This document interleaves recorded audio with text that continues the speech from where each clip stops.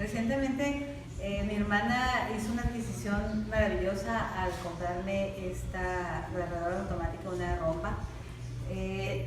Yo le comenté que tenía una señora que me ayudaba a limpiar, la cual me dejaba todos los cabellos por donde sea.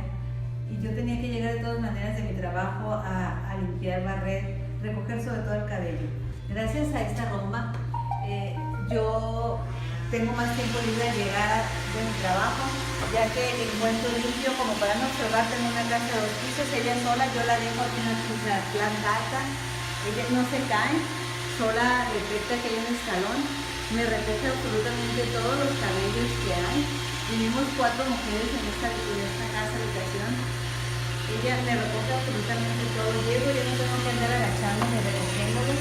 Ella sola se mete abajo de los sillones, recoge toda la basura que hay, abajo de las camas y me deja absolutamente limpio. Cuando ella detecta que su pila está baja, sola busca su conexión a la Roomba, porque es una herramienta esencial en una casa, sobre todo las mujeres que trabajamos, porque la podemos dejar limpiando y ella se encarga de dejar la casa resplandeciente.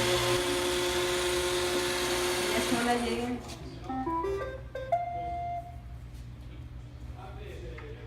Gracias, Roomba.